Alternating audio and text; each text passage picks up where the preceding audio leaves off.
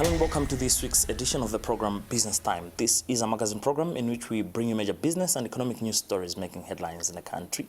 My name is William Kumwembe. And in the program today, Malawi improves on Human Capital Index. We find out what this means.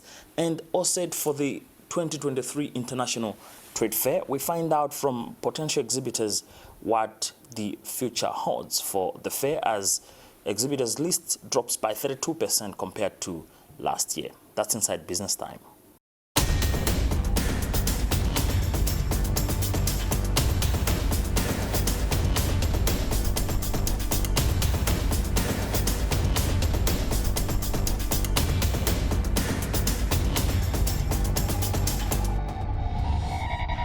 Hello and welcome. This is Business Time, and in our main story in the program today, Malawi has improved on the Human Capital Index, registering a score of 0.41 from 0.36 in 2010.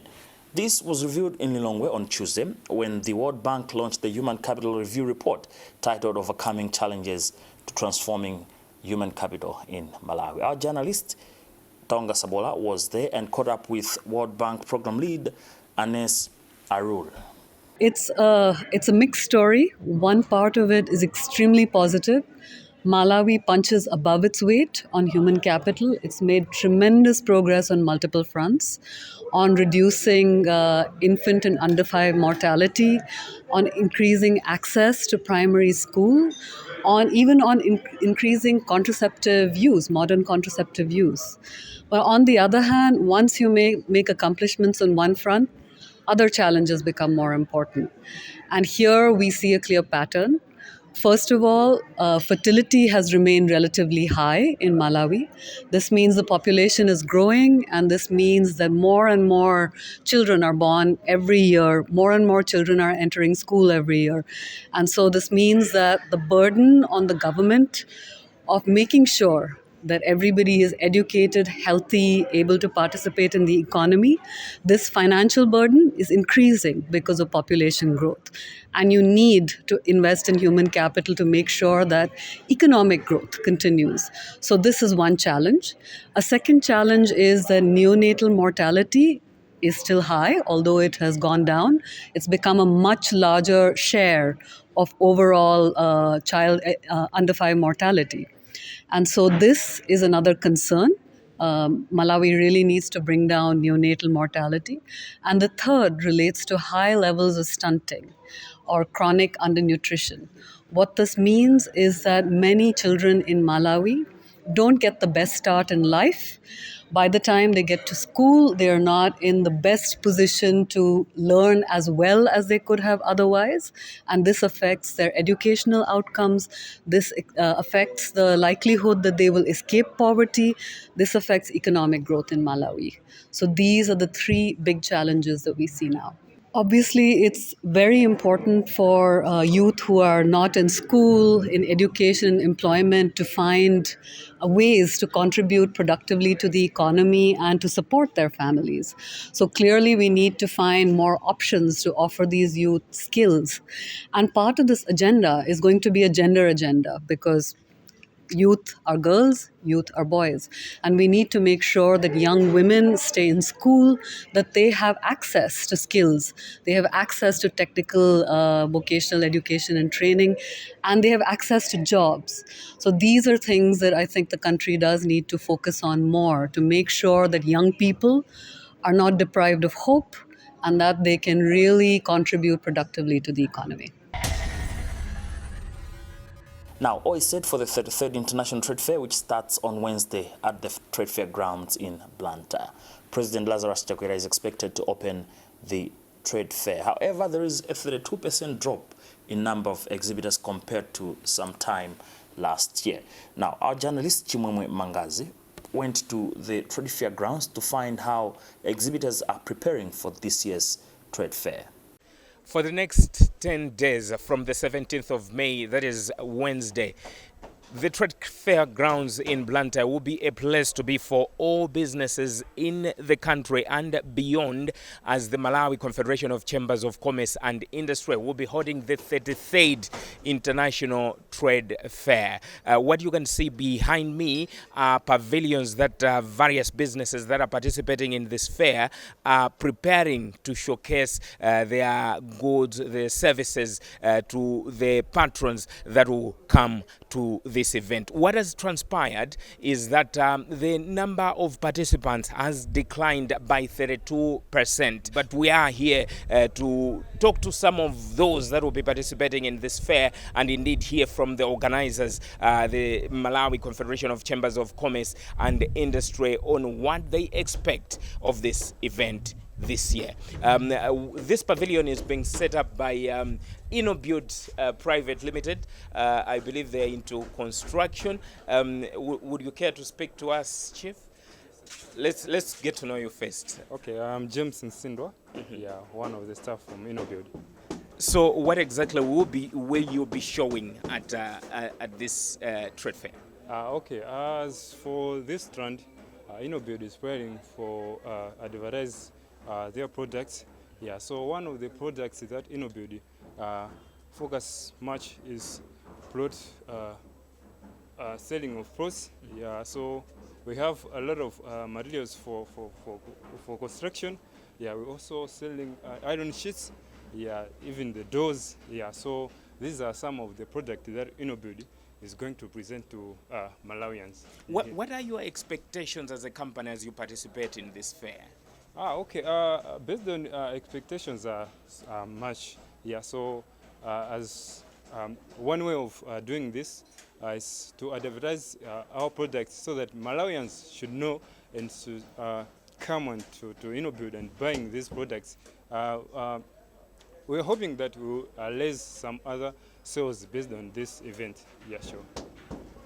So that's a representative of one of the companies that is participating in this fair this year, InnoBuild. They expect that they will raise their profile as they'll be showcasing their products to the patrons that will come to this event. I caught up with one of the organizers of this event from the Malawi Confederation of Chambers of Commerce and Industry, Linda Pete, and had this to say.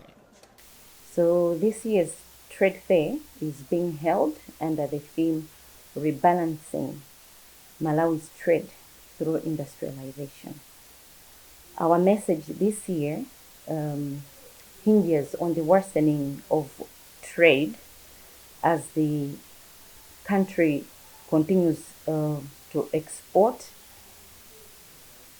wholly unprocessed agricultural products, at the same time continuing to import manufactured goods for its needs. So the effects of the imbalance of our exports and imports is becoming obvious, as manifested in the shortage of foreign currency, the importation of necessities that is becoming a problem, importation of necessities such as fuel and fertilizers. So the theme of this year is an appeal to promoting industrialization, as this is also in line with Pillar 2 of the Malawi 2063 vision. The Malawi economy should consciously strive to move from importing almost every need whilst importing raw materials of the commodities that we import from outside the country. Our appeal is for deliberate efforts that focus on industrialization as we move to rebalance Malawi's trade. For this year's trade fair, we have so far registered about 122 local participants. We are still talking to international exhibitors. The confirmed ones so far are Zimbabwean SMEs that are coming to exhibit their products at the fair. I should also mention that we are talking to businesses in Tanzania, businesses in Mozambique, and as we go by, we shall confirm as to how many more international participants we have. But as of now, we have confirmation from Zimbabwean businesses. We have invited companies, both local and international. We have so far had a good response from the local ones, yet to have a good participation from the international exhibitors. We have also extended our invitation to schools, as we know that the fair also is of great importance to our learners. They know the entrepreneurial skills. This brings about the entrepreneurial mind in the learners. So we have invited schools within Blantyre to come and witness the fair. We have also extended our invitation to embassies, high commissions that are resident here in Malawi, because we believe that if we are to move to improve our international participation, we also need to engage with the embassies and high commissions that are resident here in Malawi. So the trade fairs are a platform for business interactions, for business partnerships. We, as MCCCI, provide this platform each and every year to promote businesses in Malawi. Businesses in Malawi should be able to interact with the potential partners. They should be able to showcase services or products that are new to the public. The general public should be able to know what the businesses are doing through such platforms as trade fairs. So yes, trade fairs are still relevant in this modern age. From the theme of this year's International Trade Fair, it is indeed imperative for local businesses to come together, form linkages and share notes on how best they can contribute to industrialization and indeed contribute to the country's economic growth. Remember, you're watching Business Time, a magazine program in which we bring you major business and economic news stories making headlines in the country. My name is William Kumwembe. We'll be right back.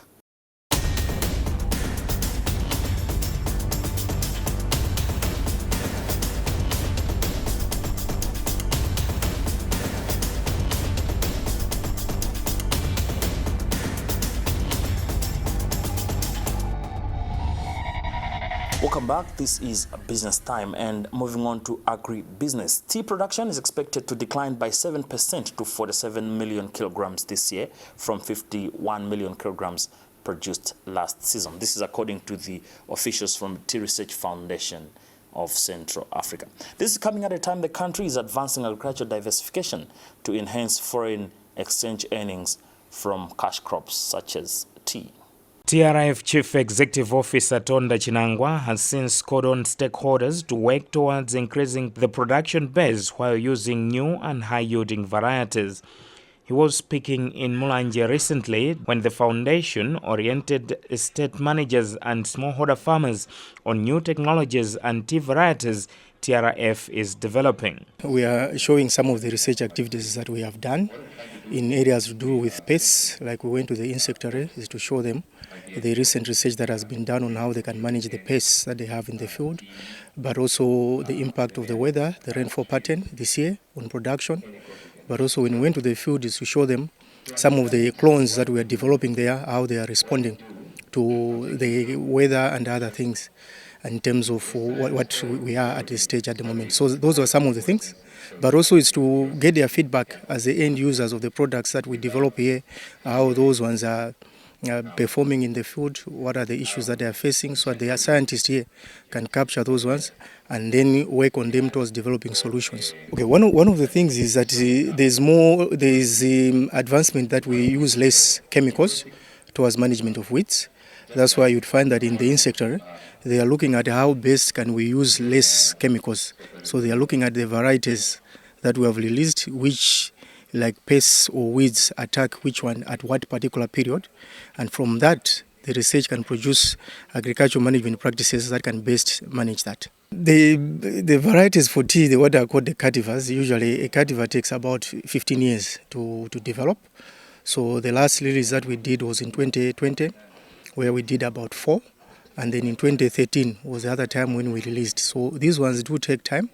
At the moment, what they're focusing on is those that are drought resistant, but also that can accommodate when you look at the rainfall, it's not as what it used to be. But at the same time, they can yield more leaves. That's what the research currently is focusing on. A worker at Eastern Produce Malawi, Salan John Jaya, says the tea industry continues to face a number of challenges, including high cost of inputs. There are a number of challenges. Firstly, we look at the inputs. When you look at the cost of fertilizer, especially this season, it has skyrocketed. This is something that is crucial in any agriculture activity. So tea is not exceptional, especially with the smaller farmers. You look at the incomes that they are making and the cost of production. It's a big challenge. And also the issue of climate change. You've seen that there are different weather extremes, either drought or too much rainfall. So this is also impacting negatively on the production of tea in Malawi. And also lastly, the issue of the helopeltis, which destroys, which has an impact on the crop. For the outgrowers who basically sell green leaf to Eastern Produce, last year they produced about 10 million kgs of green leaf, not mint tea, because we based on the green leaf, because that's what they sell to the factories. It's Eastern Produce that process that green leaf into mint tea. So we look at the green leaf. So last year they produced about 10 million kgs, which is quite substantial as compared to the previous season. This year we are looking at almost the same volumes, roughly 10 million kgs. That's what we're estimating for this year. Malawi is the second largest tea producer in Africa and is home to the oldest tea plantations on the continent. Now, in other business news, the Ministry of Industry and Trade has disclosed plans to create a database portal for macro, small and medium enterprises as part of formalizing the sector. The sector has been faced with a number of challenges, one of which is lack of access to capital. How would such a portal help in addressing the challenges that players in the sector have been facing? Our journalist Feston Malekezo reports. Director of SMEs, Cooperatives and Value Addition in the Ministry of Trade, Limbikani Kachiwaya, made the remarks in Mzuzu during an orientation of council officials on financial inclusion and entrepreneurship scaling project. According to Kachiwaya, the database would also give SMEs access to information such as that of financial institutions giving out credit to people. One such project is FINES, of the International Development Association of the World Bank, that aims to increase access to financial services and promote the entrepreneurship and capabilities of MSMEs in Malawi. We don't want a situation whereby the SMEs do their operations without some regulations, some legal instruments that protects them. But these are the instruments that will protect and also formalize the sector. Now, when it comes to the issue of the Malawi National SME Database, this is a very, very important aspect because under the Malawi National SME Database, we are capturing data of all SMEs in the country as per the sector. And at the very same time, the database is something that has been created whereby SMEs will even be able to access the information on various fronts. For example, on issues of marketing information. For example, on the financial institutions when it comes to credit facilities that the financial institutions are offering to SMEs. Because under the database, there is a portal that the financial institutions will be using to feed the information so that SMEs can know what sort of credit facility these financial institutions are offering. And at the very same time, we are also looking at SMEs having access to how they can register themselves when it comes, for example, in business registration certificate. How can they do that process? So all this information will be contained in this the national database. In his remarks, Richard Zidana, business development specialist for Finance Project, said they are happy that they have disbursed about 36 billion kwacha to 3,500 SMEs out of 47 billion kwacha, which is supposed to be disbursed by 2025. This project mainly aims at alleviating access to finance issues and capacity issues with the SMEs. As you are aware that various studies have shown that the SMEs do face challenges to access financing because they have some capacity issues, they fail to meet some requirements by the financial institution. So it's looking at the holistic picture, providing financing at concessional rates and also building capacity of the SMEs. I think in broad that's how I can describe it. Look, I think based on similar projects or other projects, SME development and capacity building projects that we've done in other African countries, many of the challenges are the same. Access to finance, access to markets, business and management skills. So when it comes to their capacity, we haven't engaged with them as yet. But based on past experience, I would say that they would face the same challenges, and those is what we're going to be addressing in the capacity building process. Okay, well, look, remember it's a 3-stage program, so why must they join? I think, first of all, if they've got any ambition, if they've got any drive, if they want to grow their business, then without hesitation they should apply, rather, because it's free of charge. They're going to be exposed to international-based expertise through local team members. So you can only gain in terms of developing your knowledge, your business skills, how to better utilize the resources you have. And then if you graduate to that stage 3, then you become eligible to apply for finance. And the interest rate is at 11%, so there is a preferential interest rate or discounted interest rate. So I think those are huge reasons to encourage or entice any SME to apply. The government of Malawi obtained a loan amounting to $86 million from the World Bank through a financing agreement signed on November 5, 2020. Well, on that note, we've also come to the end of today's edition of the program Business Time, a magazine program in which we bring you major business and economic news stories making headlines in the country. On behalf of the entire production team, my name is William Kumwembe. Always remember, if it doesn't make money, then it doesn't make sense. Stay safe and bye for now.